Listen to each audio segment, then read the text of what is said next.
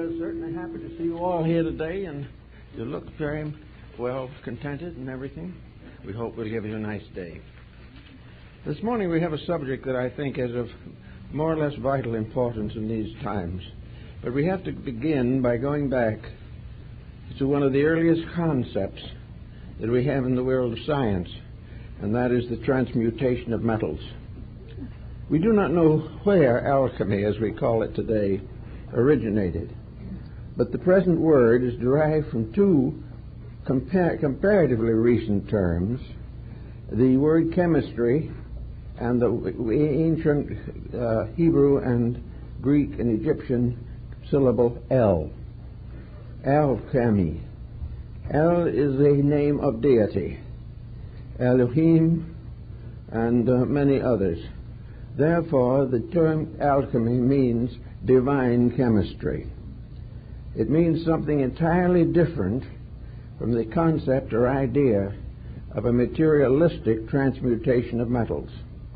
But very early in China, even in India, later in Japan, in many parts of the European continent, chemists arose laboring with the concept of the transmutation of actual physical substances.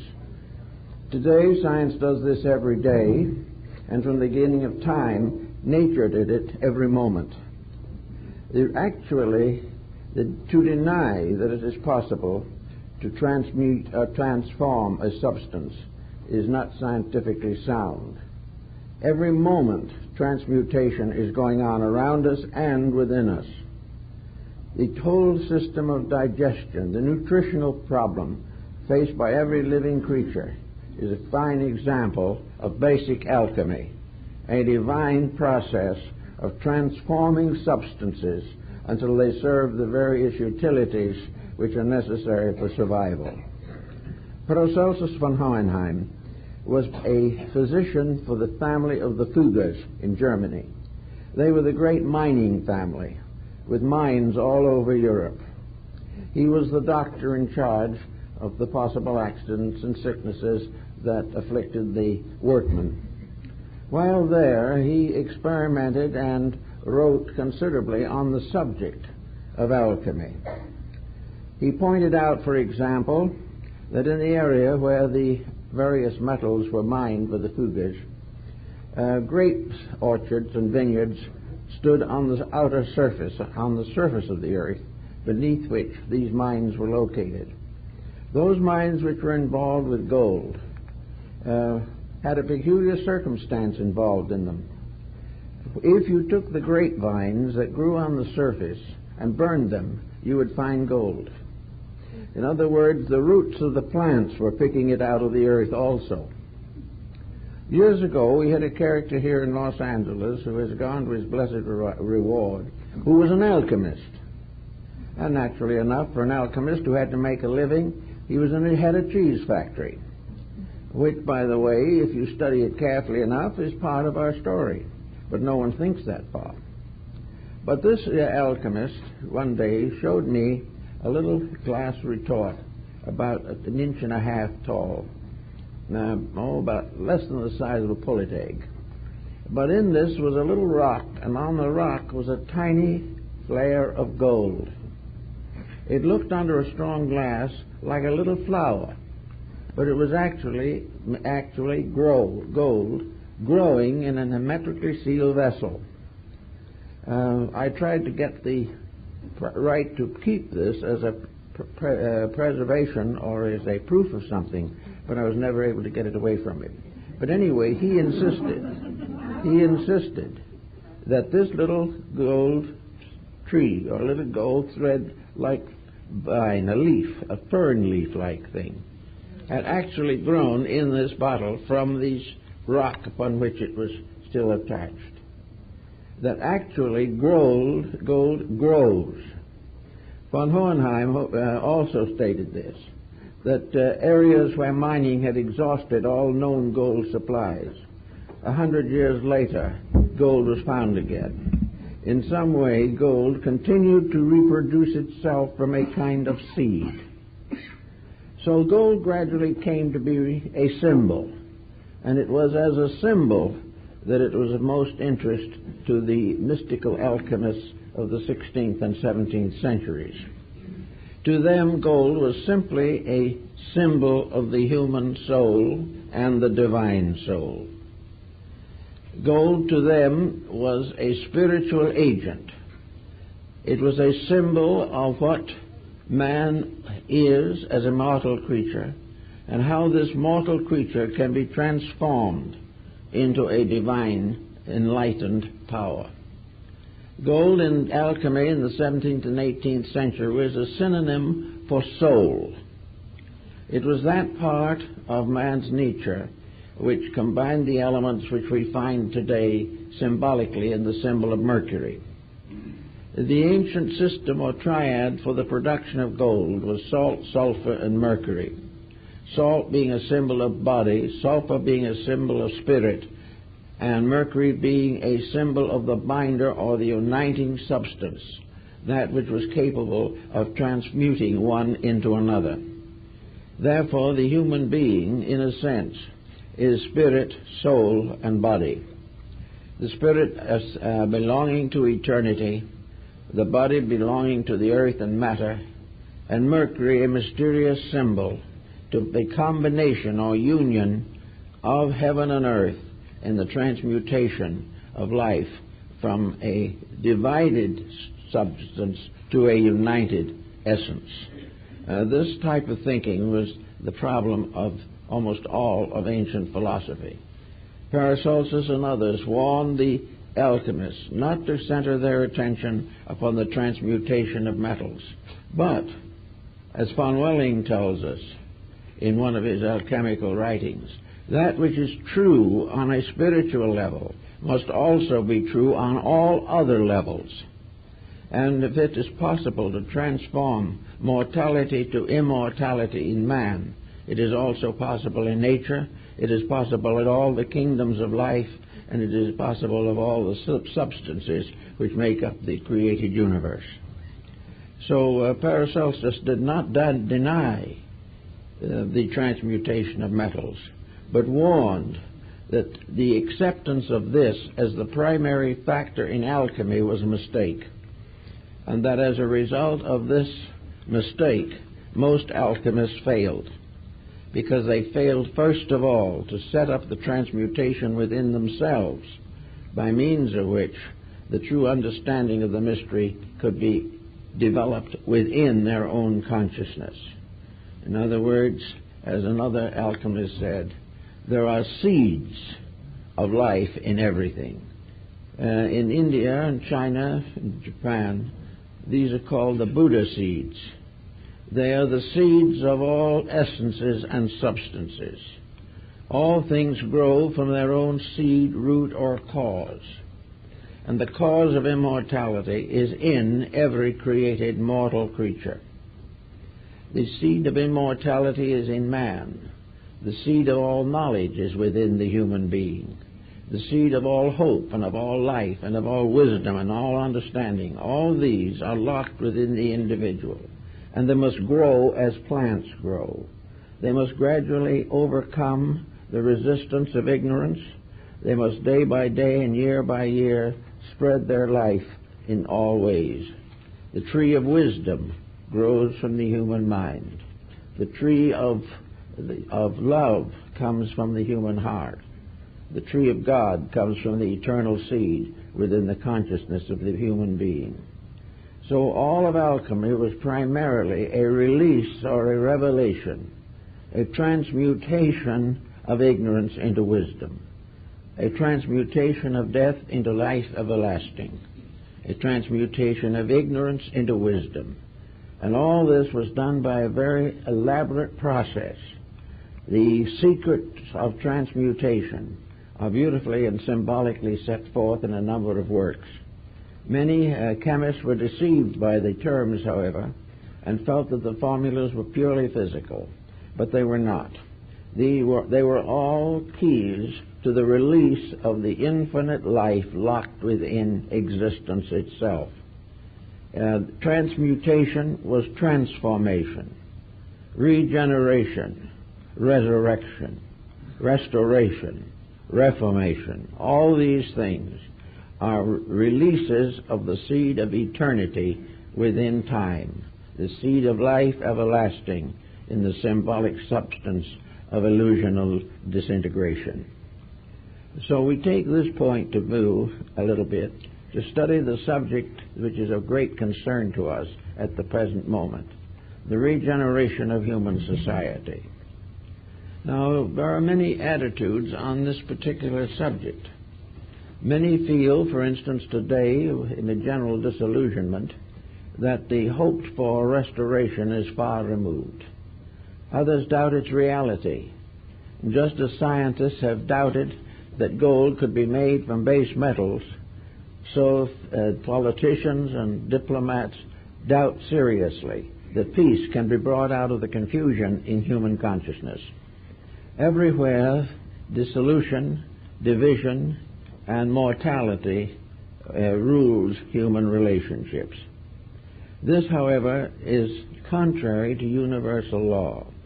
There is within humanity as a collective also the seed of its own regeneration. Everything grows from seed. Someone must plant the seed of peace, or there will never be seeds of peace in the world. In the book of Revelation, there is a tree that bears 12 manner of fruit, which is for the healing of the nations. This tree represents a truth, a reality, a great revelation, growing from a seed in human consciousness. Now, human beings today all have within them the seed of their own perfection. The perfection is not something added. It is something released. It is not bestowed. It is revealed through the internal structure of human consciousness. If we go back, for instance, to the period of Plato and Aristotle, we realize that when Plato died, there probably were not 20 copies of his dialogues in existence, and they were all handwritten by his disciples for their own use. So far as world knowledge, world recognition of Plato's contribution in his own day, there was none. Whatever he attempted to do, he did, and when he finally passed out of this life, he left no institution behind him. He left nothing that endured. He left not even a solid codex of his own writings.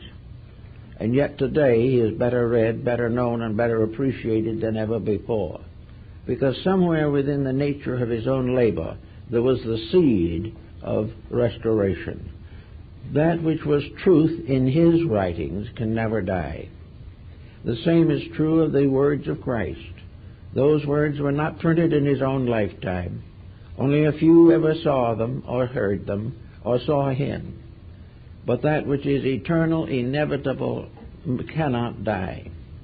And the true tree of life in us cannot die. Today we have many confusions in the world. We have a series of labors that have gone sour.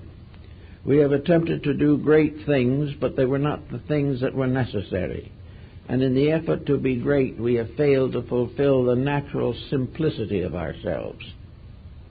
We have accepted the idea that fame and fortune are the answers to the human problem. But until fame and fortune are regenerated, until the true seeds within both fame and fortune are restored to their original scientific and spiritual dignities, we will never get anywhere with them. Every mistake, every sorrow, every problem that we have has within it the seed of its own solution. And also it is contributing to the ultimate perfection of ourselves, our world, and our universe. To find these things, we have to begin to search for the keys to regeneration, the keys to restoration. Now, it so happens that these keys have not been entrusted to the sky or the earth. They've been entrusted to man himself. Because of those creatures existing on earth today, the human being is the most evolved, having the greatest potentials, having the greatest equipment with which to accomplish major good in this world.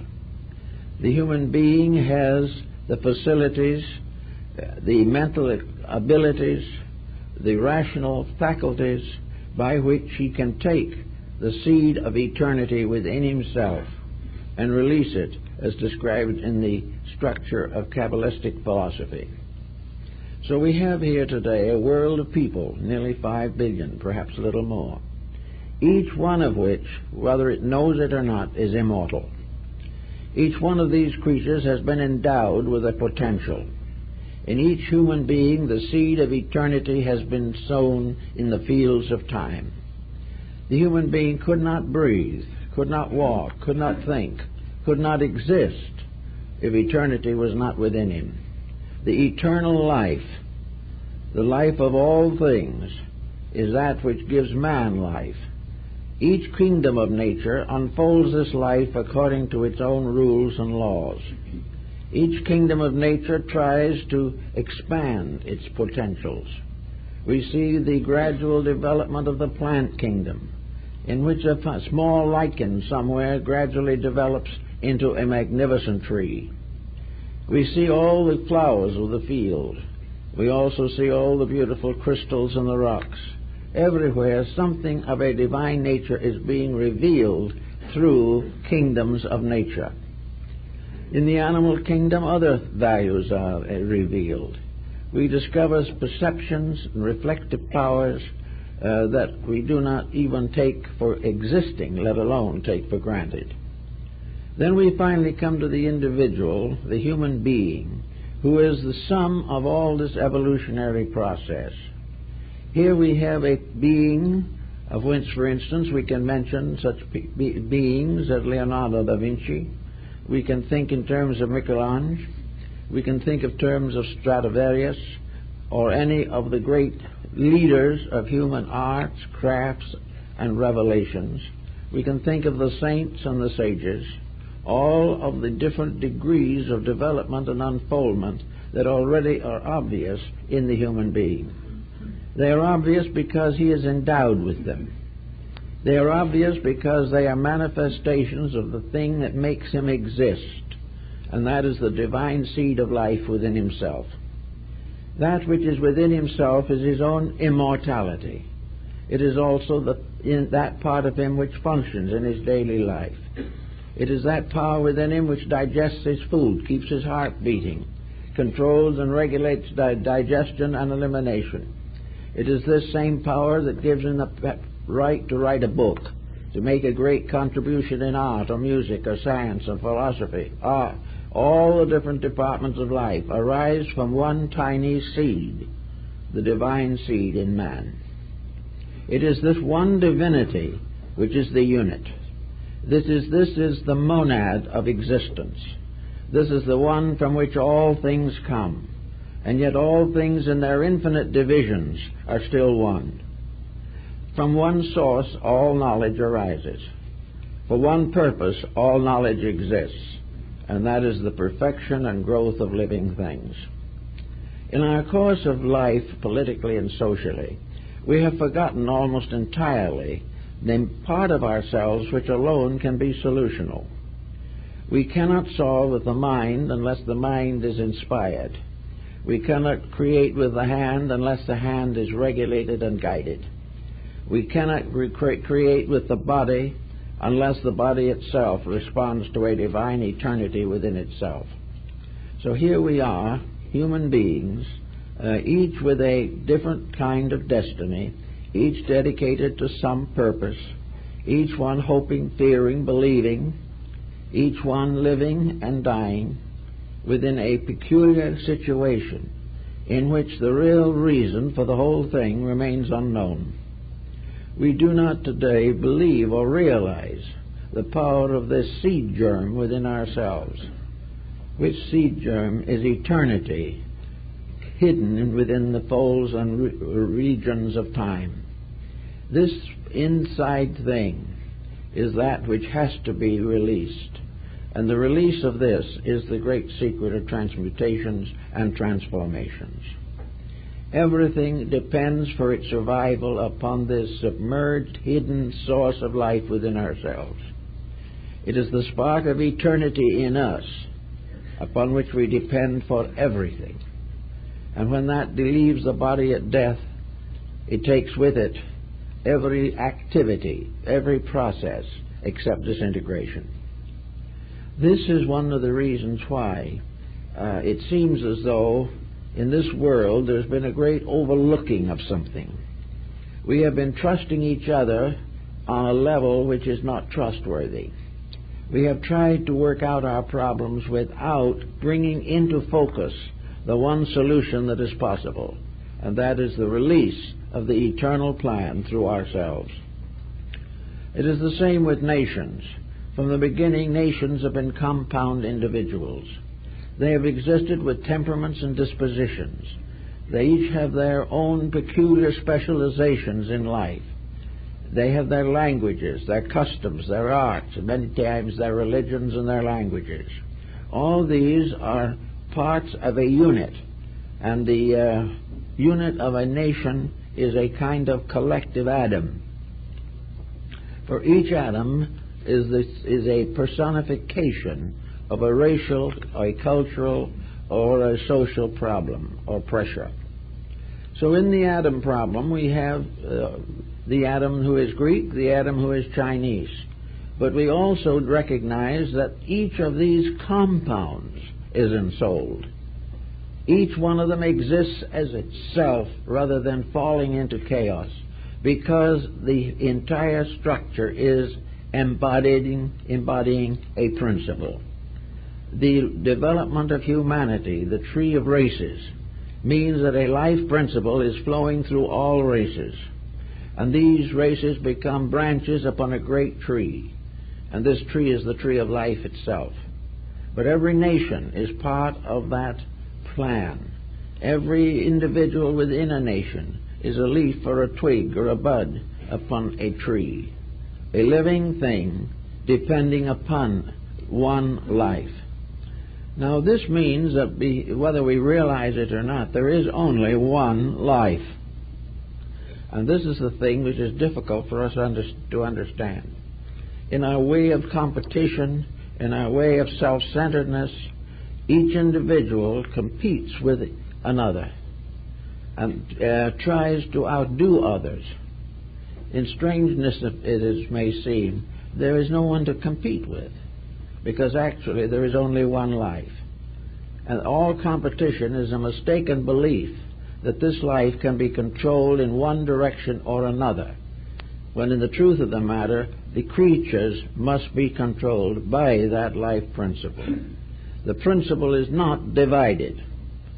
There is no such a thing in the principles of things as the various structures we set up and defend so stoutly. We defend our politics without realizing that all government rises from a tree, and that the root of this tree is in eternity. We believe all arts and sciences have their sources in the various geniuses which created them and which we regard as their patrons. Actually, our painting, music, literature, architecture, all these are trees growing from one root. Life in all of its manifestations is one life, diversified through expression and through creation, but never actually divided. If one of these arts should actually die, all would die with it, because it is part of one life. Now these various plants and things becoming like individuals, nations, develop characteristics. They develop likes and dislikes. They are influenced by longitude and latitude. And today they are influenced largely by lassitude. They are influenced by fable, by myth, by tradition, by heredity. All these things seem to divide these nations from each other. But as we find so clearly pointed out in the Shakespearean plays, some of them, especially The Merchant of Venice, every one of these various factors depends upon a common feeling, a common reality. If a child dies, does not its parent weep, regardless of race? If someone is killed in an accident, is there not a tragedy, whether we know that person or not? If a nation destroys itself, or tries to, is this not a catastrophe, regardless of what nation it is? Is it more beneficial to life for a small country to die than for a great one? All are one. There is only one nation, and that is the humanity itself. There is only one art, the art of living. There is only one science, the science of salvation. There is only one religion, eternal hope of good. So if we can begin to get this oneness out of to where we can see it, it can do a great deal with it. And yet to the average person, this oneness is more or less obviously necessary, but no one pays much attention to it. We think of each person coming into the world as an individual, free to do what they want to do, and that the life within them is bestowed in order that they may be able to do what they please. So the divine within us is used to advance the human and material ambitions that we develop. Each person seems to feel that he can build a different structure upon the one life which made him alive. He seems to believe or think that he can create a destiny for himself, using this one divine power as eternal life, but that divinity is merely a fuel which permits him to do as he pleases. That in spite of everything to the contrary, the individual is not responsible to anything for the use he makes of everything. This is a factor which we have never been able to completely overcome. But we're getting more and more into the situation where if we can't understand it, we're going to be in a very bad way. We are still hoping that some way, in some manner of our own conjecturing, that we're going to be able to arbitrate these differences, that each individual will be able to continue to do as he pleases, but in some way the power to please in a destructive manner will be reduced. I think the answer to this is something for science to give a lot of thought to, because the first thing we need to know now is the thing that science can't tell us, and that is, what is life? What is the eternal energy that sustains things? What is the mysterious seed from which all life comes? In what ground is mortality planted? In what part or field of space does evolution move? Actually, we have to look very carefully to see what is life. Is life motion? Not necessarily. Is life ambition, hope? Is it tragedy or comedy?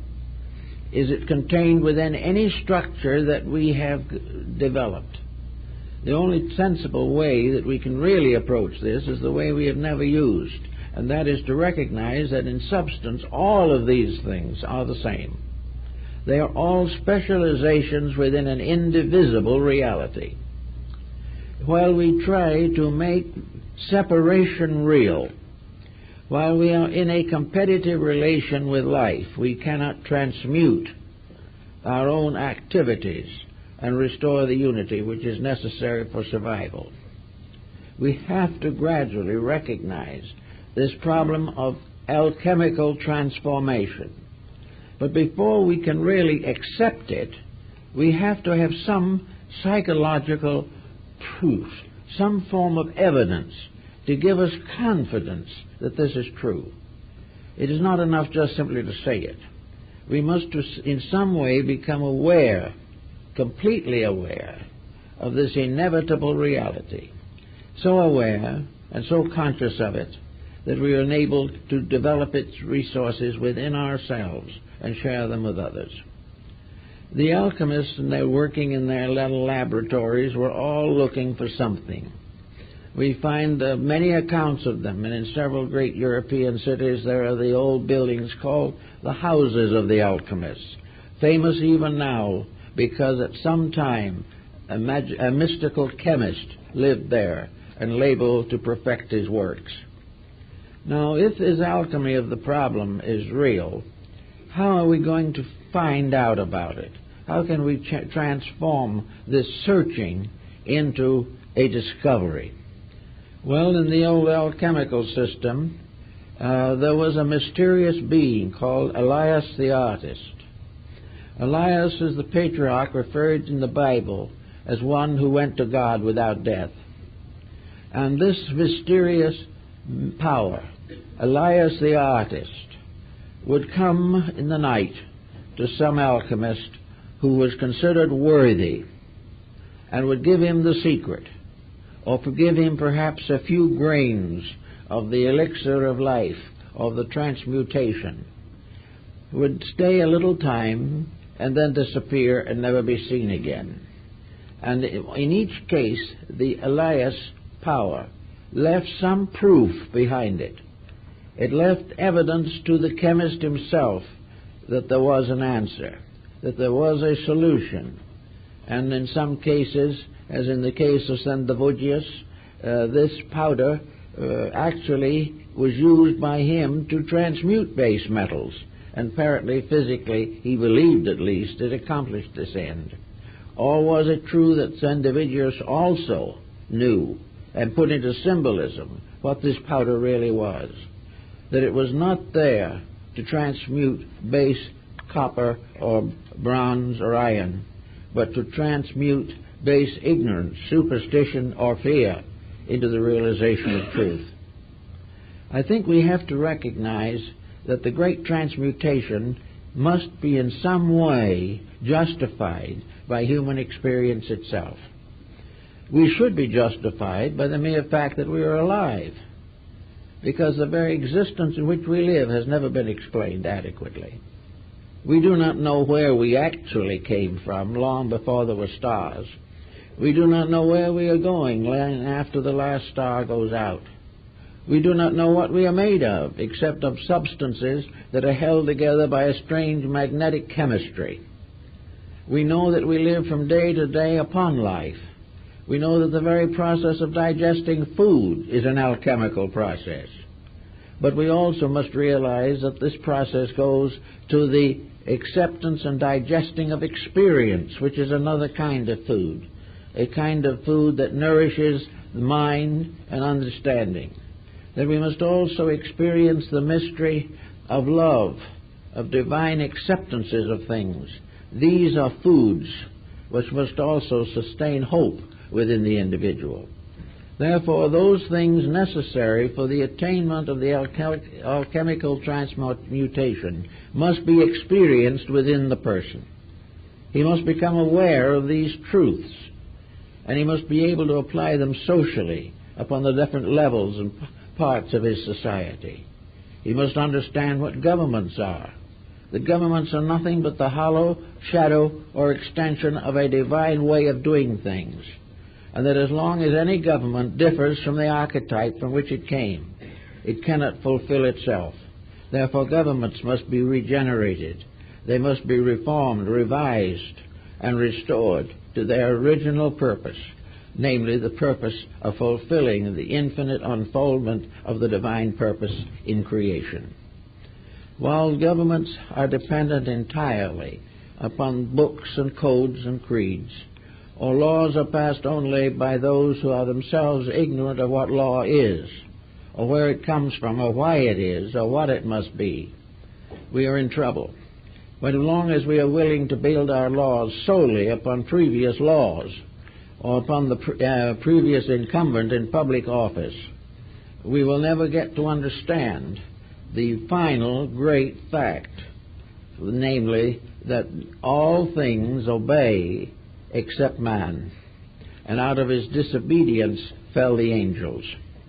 Every part of nature except man is incapable by its own constitution of actually violating universal law. It has no initiative. It has no free power to become a separate creature. Man is separate. He is separate because potentially he is capable of a greater advancement than any other kingdom of nature on this earth. He is the leading power here. All previous embodiments on this planet have been leading toward him.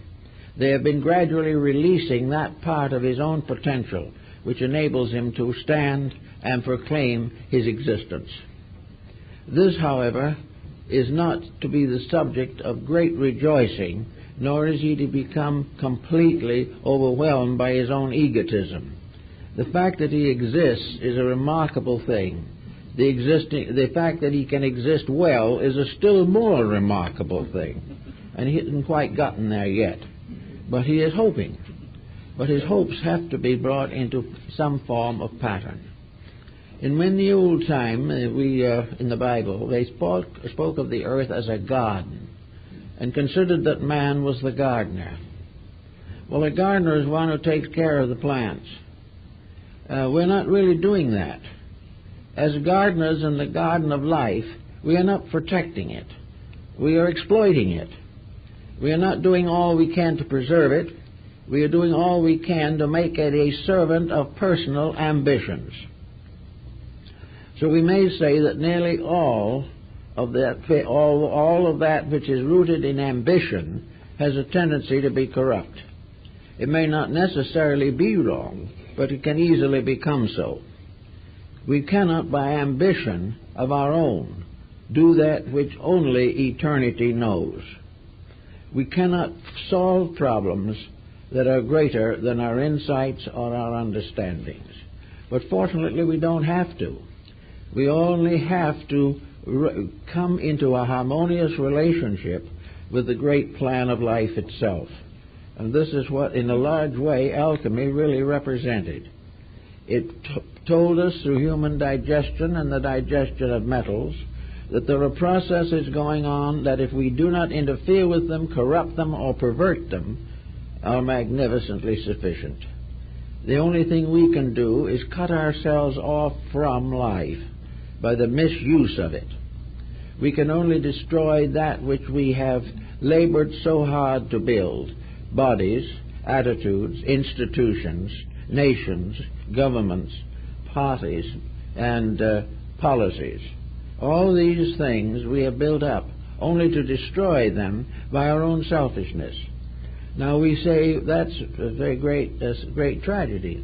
Yes, but unfortunately there's still another point that is more important. Namely, if we can destroy them, they are not the thing we are seeking. Anything that can be destroyed is not part of the reality, which is completely indestructible. Therefore, we have to gradually bring our own consciousness into relationships with things in which we become aware of the indestructibility of truth. Until we realize this, we will continue to destroy idols we have set up, falsehoods we have deified, until finally we turn against them.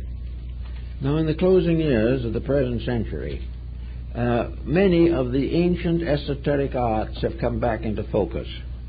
50 years ago, an astrologer was considered to be mildly mad. Today, he is becoming more and more interesting, and not only to humanity, but to the sciences. And there are a great many liberal thinkers who, in the last generation, would never permit themselves to study such matters.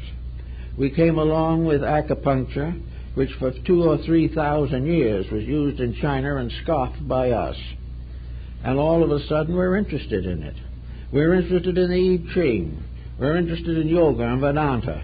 We're interested in esotericism, psychism, every type of thing that was once important, then passed into submergence, and now begins to come out again. Why? Because we are becoming more and more, might say, fearful. We are more and more aware that there has to be something we don't know, that there's some way of doing some of these things better than we're doing them. So we're beginning to look for the people who did them better. And we suddenly realize that they are the ones we've been making fun of for centuries, because we believe so firmly in our own mistakes. Now, the coming way of thinking has brought back a tremendous revival in alchemy. Alchemy is flourishing with new books, new publications, new exponents, new researches, new projects every day. But there's one thing we have to beware of, and that is, as Basil Valentine pointed out, the great chemist, woe unto the gold makers. If we are going to use alchemy now to pay the national debt, we'll be exactly where we were to start with. If we firmly believe that we can use these superior sciences to protect our mistakes, we're wrong. We are only able to use these correctly if we are also dedicated persons. Unless the happy-go-lucky attitude, which is neither happy nor lucky, that we are in now, is changed, there is no form of learning that we can restore or create that will not land in the same condition we are in today. Because it is a value pattern. We have to change the basic relationship between ourselves and life. This is the great transmutation. This is the secret of the philosopher's stone and the elixir of life. We cannot simply use these powers to take care of our present mistakes. We cannot use psychism to find out how to get out of being alcoholics and then keep on drinking. We cannot say that we are going to use philosophy and then keep on nagging our neighbors and insulting each other. We cannot have enemies and be truth seekers at the same time. We cannot go on supporting the policies with our minds while we are attacking them with our souls. So out of it all comes the necessity of starting with the basic element of alchemy, and that is the person. Bamey and the Rosicrucian group in Europe, many other systems, have emphasized the point that regeneration begins with the individual. That only a person who has a proper internal relationship with life is willing to or capable of making the changes that are necessary. So somewhere in this process we must identify the pearl of great price, the seed soul in ourselves, something that is so mysterious, so minute, that it is like the proverbial mustard seed, that being the least among the seeds shall grow into a great tree. The search for the seed of life. And science should be seeking it. Everything should be seeking to know that which is locked within something so small and so abstract that we cannot even distinguish it or analyze it, and yet from which flows all existence, all condition, all progress, and all reality. Here is the tiny germ, which is the greatest thing in the world, far greater than anything we know. And it's in us, and one thing, we can prove that. We can prove it by the fact that we're here this morning. We can prove it by the fact that we can raise a hand, that we can drive a car, that we can enjoy a bad program on TV. All these things are proofs of something.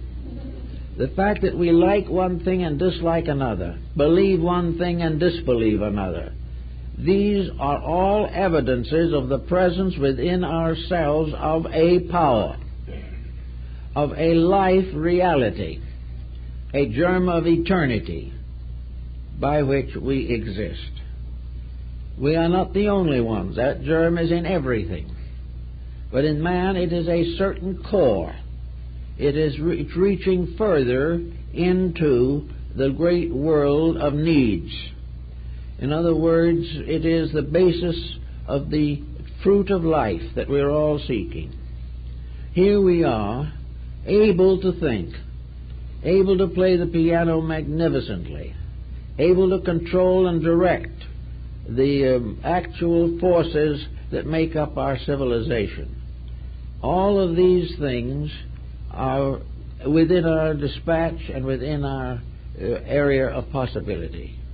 We have already produced a great world, the modern world, but we have not ensouled it. The thing we have produced up to the present time is a robot. Our whole civilization is a robot. because it is simply an instrument for the fulfillment of our own ignorance, in the sense not of dispelling that ignorance, but making it possible to live with it. We are trying to live with our own imperfections happily and permanently, and this cannot be. The only way we can get over our disasters is to get over the weaknesses and fallacies in our own minds and hearts. So the first thing the alchemist has to do is transmute himself. He has to make sure that he deserves greater power than he has. He must make sure that if he is appointed to public office, he will be incorruptible and will also vision clearly within himself the true needs of people. If he does not know what they need, why should he govern them? Elected to govern them. Leadership, as Plato pointed out, must be rested in those who know. And those who know one thing primarily, that the entire universe is subject to immutable laws. Keep the rules and live, break the rules and die. It is as simple as that, except you can't really die. Death in this case means the destruction of the illusion. And if all you have inside of yourself is an illusion, then it may appear to be a hopeless end. But actually that thing inside, that mysterious seed, the soul seed, does not die. It cannot. It can be delayed. It can fall upon bad ground. And it can be, for some reason or other, taken away by the birds of the air. But that the seed itself cannot cease. So somewhere we've got to make peace with reality. If we don't make peace with it, we're not going to get the results that are necessary. But how are we going to make peace with it, whereas in the moment our entire life and thought is based upon transitory, impermanent, and inconsequential attitudes?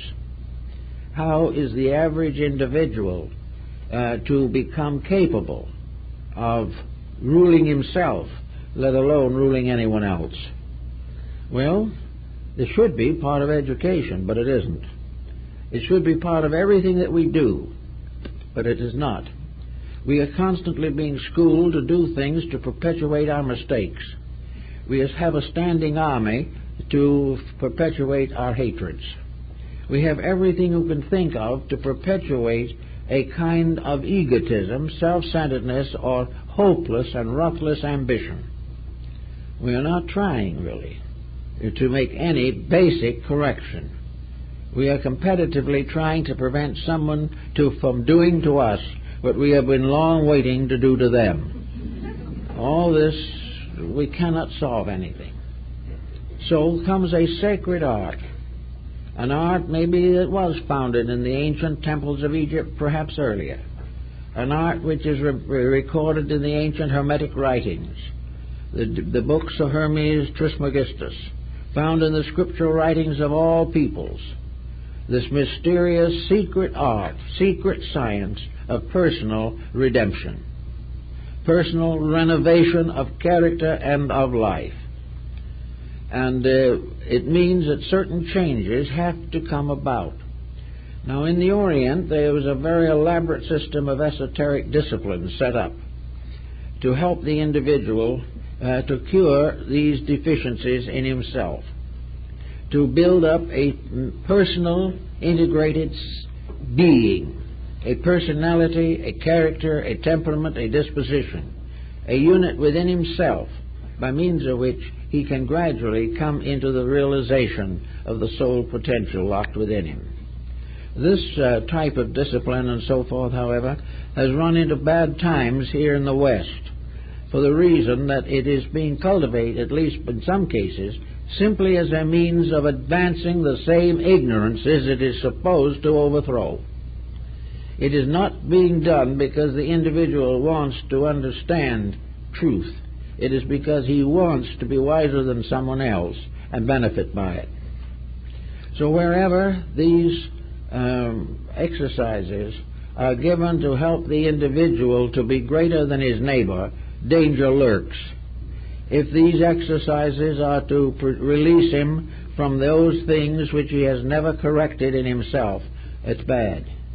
If, however, it is a simple desire to find truth, not for self, but for the common good, then there is legitimate progress to be made. But all this progress begins with very simple things. We have these powers. We have within ourselves this seed of eternity, this tremendous dynamo, this enormous, incredible current of life.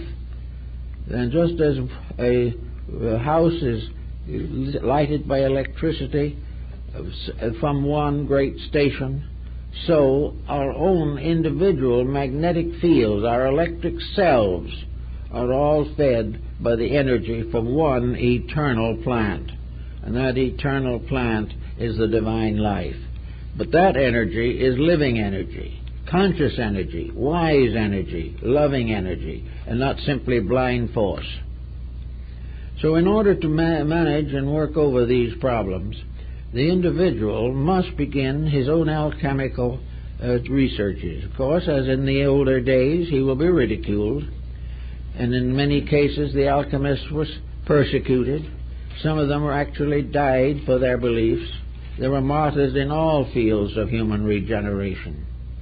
But still, regardless of all these things, we have to go on to try and find a way to reaffirm our own total unity, the unity of all that lives, that we are of what Buddha called a vast commonwealth, that we are a kind of cosmic commune in which all existing things are citizens of one life principle, one life world. Visibly, we can't see it as so small. If we had the eyes of Bamy or Emanuel Swedenborg, we would see it because it extends beyond all conception. It is more vast than the vision of Dante. It is a tremendous situation in which, could we see this cause, it would no longer be a tiny little thing that we can't find. It would burst into something that covers the universe from end to end with eternal effulgency, filled everywhere with life and meaning and reality. Now, man, as St. Thomas Aquinas has taught, is equipped to handle this. It is possible for the human being to become aware of the totality of the life of which he is a part. He must grow up to this, but until he grows up to it, he must continue to pass through the tragedies of ignorance. We are all going to make it, there's no question about that. But we can make it easier if we know what we're doing. And we can make it easier if we say to ourselves, for instance, that in our own inner life there is a stream of life. There is a mysterious river that flows out of paradise. There is this mysterious source of life, this energy, that we're going to use every day. We're going to use it to learn to walk. We're going to use it to learn to speak. We're going to learn it and use it to build a house. We're going to use it for all kinds of labors. This one great energy. And we are releasing it little by little. Because if we released it all at once, it would destroy us. It would be far too great for this body to maintain the challenge of a wisdom far more perfect than itself. So we only gain a little insight at a time. But we can, by a little effort of our own, become aware that we have a responsibility to the fact that we are alive. Nothing is here for no reason. Everything has purpose.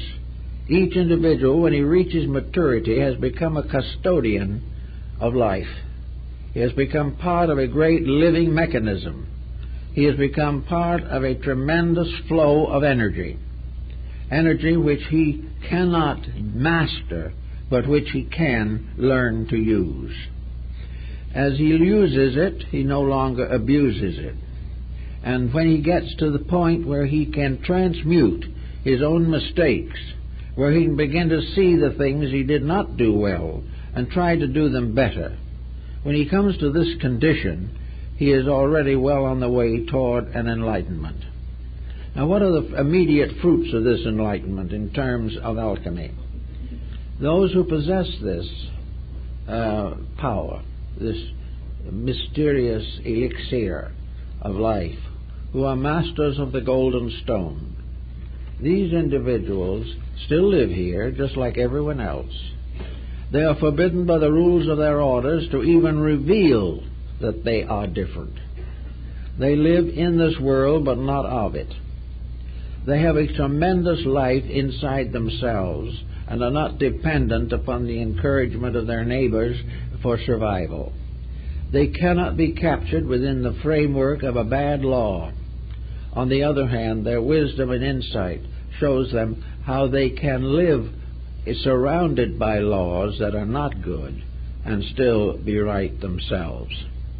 Actually, the alchemist is no longer just a citizen of the country in which he is born. This point was well made by the Greeks and by many of the ancient peoples. Namely, that it is a mistake to assume that there are only certain realms in which the human being can function. There are not only the gods above of the Greeks and mortality below. There are something in between.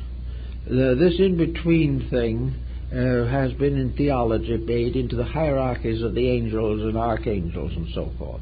But in the classical times, there was a state between mortality and divinity, and this was the state of the heroes, the heroic state.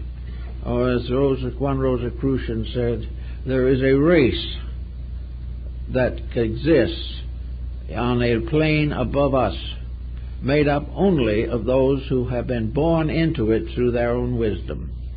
And they are called the servants of the Generalissimo of the world. So this race, so to say, this superior order, this heroic order, is composed of those who in this world have achieved freedom from negation and have dedicated themselves with those who have gone before to the ultimate service of all that lives. These heroic powers, which we develop through our own integrities, become the basis of a release from the mistakes that have been made. Once we have this correct inside knife, we know why things happen to us. We are no longer moved by the things that we call joy and sorrow. We live in a state of truth in which all things have their own right and natural existence. We are not subject to any of the calamities that befall ignorance, because we are no longer ignorant. And no matter what is done with civilization, no matter how many laws men pass to improve each other's condition, suffering, sorrow, and death will endure as long as the causes of them have not been corrected within the plan of things. So in alchemy, as we see it, we can face into a great many interesting and remarkable facts. We can say something that primitive people, for some unknown reason, have long sensed. Sophistication has been a blinding factor. When we began to overestimate ourselves, we underestimated everything else. And when we began to think of our own magnificence, we forgot that we are tiny pebbles along the shore of a vast ocean. So that we have to gradually get back to a certain simplicity. Nearly all primitive peoples have encountered one level of relationship with life that is important. They don't understand everything. Perhaps they are merely shamanistic peoples. But they do, most primitive people, have a realization of the tremendous integrities of some power, something greater than themselves. On various levels they interpret this power. To some it's ancestor, to others it's totem, to some others it's the beloved dead, to still others it is monados, or great ones who walk among the mountains. But in every case These people have a natural esotericism. They have natural mystical qualities which they have not outgrown by sophistication. Now, it's true that these faculties are genuine in many instances, and it is also true that they have gradually dropped out of sight. Well, the answer to that is also understandable. The reason why primitive psychism has gradually faded away is because it again became a blind alley. Primitive psychism kept the individual from actually realizing the realities. It was a kind of protection. It was as though parents were taking care of children, and the child turned to the parent for everything, or turned to the teacher for everything. But after a while, the child grows up to the point where it must make its own decisions. It must no longer lean or depend. It can no longer depend for its survival upon some benevolent power beyond its understanding. It must actually learn to stand, to live, to become a being, and transmute negative natural relationships into positive natural cooperations. It is not enough that we should believe in a summer land beyond the grave. It is that we should have the intelligence and the intellect to use all of our extrasensory perceptions as nature intended, service, to use them entirely to help to discover this divine reality, which is the end and goal of our search while we remain in the human stage of development. So we have to keep on working with this problem.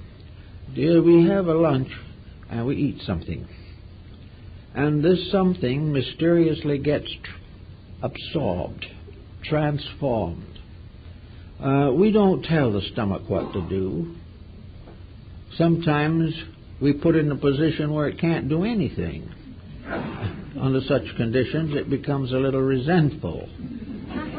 Then we bring out the bicarbonate of soda. But all the processes of the body, from the beating of the heart to the nutrition of cells, everything that happens within this circumference of our skin is incredible. It is a miracle upon miracles every moment. There seems to be no way in which we can explain the wisdom of body cells, that we can actually realize the conscious cooperation of tissues. We cannot understand these things because in some mysterious way our mind has sort of outgrown being a small cell, and we are now interested in trying to be a greater cell somewhere else. But actually, the miracle of existence is present to us every moment. It is present to us in the birth of every child that comes into the world. It is in us in every proof of the continual principle of life that is transferred from one generation to another. How, we do not know. We can see only certain physical symptoms, symbols, procedures, but the great transmission of life is beyond human understanding. Therefore, we have a little world, a little island of thoughtfulness in a great ocean of the unknown. We are constantly seeking to know more, but because of the peculiar dulling of our instruments, we have gradually turned away from the search for the unknowable to the gradual refinement of things that we do immediately see some value coming from. But actually, this one thing that we don't see is the only thing that is important. It is the basis of law.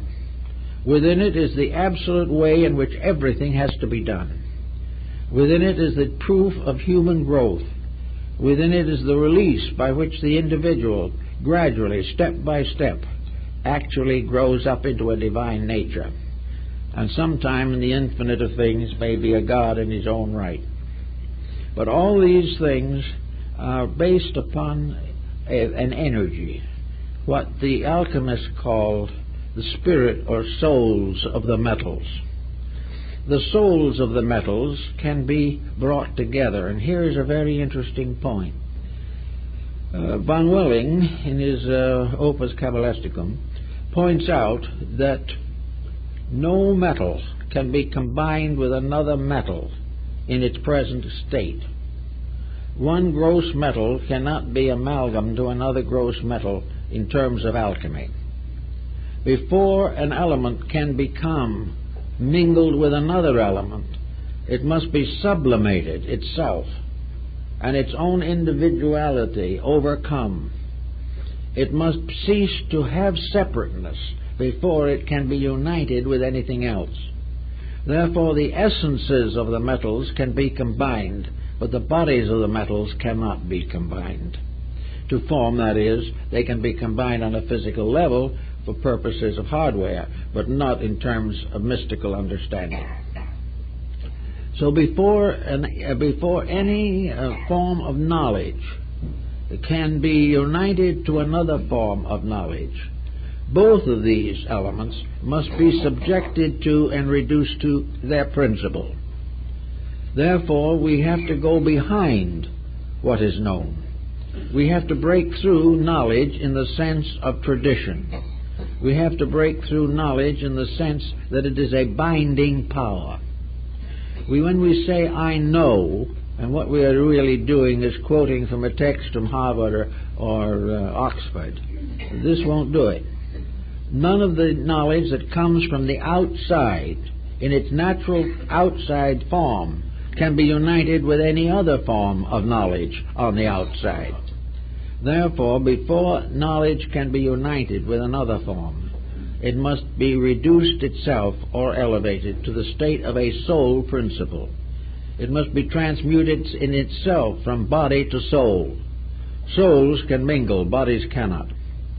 Therefore, all knowledge, before it can mingle with other knowledge, must lose the errors in itself. It must be relieved of the traditional limitations which the mind has placed upon it.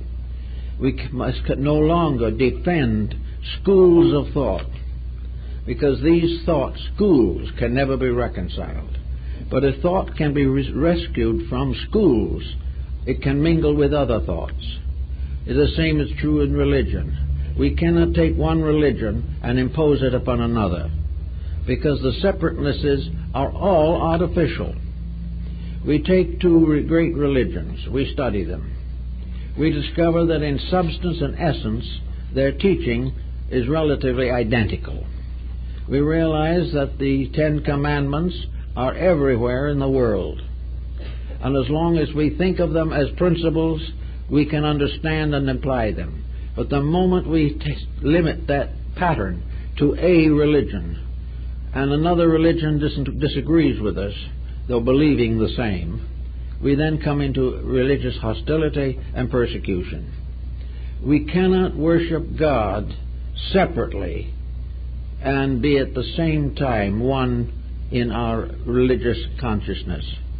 When we, however, get over the sectarian fact and face into the divine reality, all religions can meet.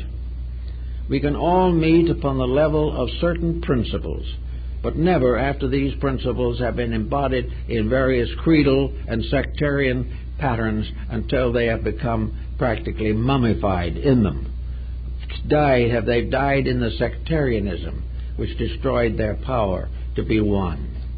So if we want to get one religion in this world, a religion in which all truth is available, and for the end forever of the problems caused by religious differences, there'll be no more inquisitions, no more crusades, no more fighting even in family life over religious memberships. If we really have religion, we're safe. If we have theology, we're in serious trouble. And it is the same with everything else. Languages. We need more languages, but we need to realize that someday we're going to have to find what the ancient Arya people found 10,000 years ago, that there is a root language. And when we understand and know that root language, we can all communicate with each other. It isn't necessary to take lessons in a dozen languages to become a great linguist. It is only necessary to find the common root of communication. There is one, but we haven't found it yet. There always has been. In medicine, there is only one art, the art of healing. They're all schools of medicine. They're all opinions. Much of it developed by laboratory research. Much of this is useful. No one denies it. But nearly all of it is limited to fighting the problems of the body. We take sickness and try to cure it. If we had the common understanding of the alchemy of healing, we would not have to cure it because we would not cause it. We are fighting constantly to get over our own mistakes. But if once somewhere along the line this principle of unity can take over, and we can find in oneness of character and conduct a great release. We get a shadow of this, of course, even now in the things that are happening. We are being warned against certain indulgences and certain mistakes. Medical science says if you don't take on cocaine, you're not going to have to suffer from the consequences. Well, this is perfectly true. But there should be something else, deeper, that prevents the individual from even considering the use of cocaine. It is not a matter of curing against a whole public mass of people who want to do as they please. The problem is that there is one right way, and that right way transmutes all the mistakes that are dependent upon that particular right way. So in politics and in all these problems, we have to realize that there is a divine government. There is a government of realities. There is a government which we have all been seeking for a long time. And to gain it, we have to realize that this government is the same thing exactly as that which we must impose upon ourselves. Our own bodies contain more living units than inhabit the earth at the present time by many, many times. Yet we have no great problems with them because they are occurring within a disciplined pattern. The same way we have to discipline society. There has to be a relationship between man and nature. What we should be striving for every moment is to find the ways by which all complications are resolved. This is the transmutation process. Selfishness must be transmuted. It is not destroyed. It is given a form of idealistic regeneration. Every fault that we have is a virtue misapplied. It is something that should be done differently. But we don't destroy energies. We simply give them an opportunity to express the best of themselves. So this alchemy probably is going to go on for a little while during the present century and into the century that is yet to come. We are beginning now, and while it's not easy, we are beginning to realize that we cannot do exactly as we please. That if we insist on trying to succeed at the expense of everyone else, we will all fail together. This is not the way it is done. It is not that we are here to get all we can. We are here to give all we can. We are not here to dogmatize. We are here to learn. And education is the problem of the gradual search for the sovereign reality. And this sovereign reality has always been a matter of the highest spiritual development. It is something in which here and there one will arise, born or cultivated, by his own or her own inward values becomes aware of the facts. And maybe not yet has anyone been aware of all the facts. But we are gaining step by step the first big lesson. And that is that there are rules, the game of life, and these rules are not made by human beings. These rules are inherent in the life principle itself. We cannot misuse life without sorrow. We cannot take something that is intended for the common good and try to apply it only to ourselves so that we may have special profit. This will not work. So we watch around us. We see things that a lot of people feel very unhappy about. But we also realize gradually that our own fumbling is becoming unendurable. We are in trouble every minute. We are in trouble because we have gradually complicated our mistakes. When we were a small group of people living on a large planet, our mistakes sort of faded away. Everyone took his mistakes to the grave with him. Now, however, these mistakes are being circulated through one nation after another. All of a sudden, we are one vast family. We are in one humanity in conflict and stress with parts of our own family. Everywhere, the struggle for survival has been multiplied in its intensity, and the survival idea has been lost. We are all struggling not for survival, but for domination over others. So this keeps on going, and all of a sudden it looks pretty bad. We can see now what we couldn't have seen 25 years ago, and actually this is growth. We are now bewildered, we are intimidated, we are at loss, we do not know what to do next, we do not know where to turn for instruction, but we are therefore in the condition of the prodigal son, who has wasted his substance in riotous living and has now repented and is trying to find his way back to his father's house. And this is what we're all doing, whether we realize it or not. We're all trying to find the way to correct the mistakes that exist. And the mistakes exist are scientifically controllable. If science would gradually try to find out exactly how the great sovereign energy works, why it works, and what universal life is attempting to do, if science would give this more thought and could find out just even a little more about what the purpose of things is, and get over the idea that man has been hopelessly isolated and must find out everything for himself and must build a world according to his own desires in a universe ruled by immutable law which can never be broken. Anything that attempts to break a law is broken by it. If science, then knowing its exactitudes and being able now to make ships that will go to the moon, headed for Mars almost immediately, if someone can bring this point home, that the one great answer that we must find is why we are here, what we are here for, and how we can work together to fulfill a purpose that we can never dominate, but we can venerate, recognize, and cooperate with. We can always realize there are not many ways of doing it right. We never have the freedom of choice that we think we have. For each individual, finally, there is only one possibility of choice, and that is to choose what is inevitable.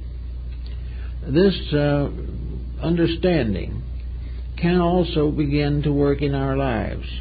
We can get over a lot of the pressures of family, a lot of the inconsistencies and inharmonies of daily existence, if we try to the best of our ability to live according to the life within us. And this life says this is only one, and all others have it. When we speak of another, we are speaking of another self. We are speaking of ourselves. I remember the little story from Japan when I was there, talked to a Japanese, and we saw two men bowing frantically to each other in the lobby. And the friend, Miss Me, says, you know, this man, that man over there is bowing, is a nice fellow. And this other man he's bowing to is a rogue. Why should a good man bow to a rogue? Well, as my friend said, there are two reasons. First, this man is a rogue, but behind that rogue is God, regardless of what he does. Because if God wasn't there, he'd drop dead in his tracks. Therefore, there is a divinity in him, and this is respected even if his conduct is not. And he says there's a second reason also. Bowing is good for the stomach. So the least you get out of it is a little help. And with a little help like that, we can go a great way.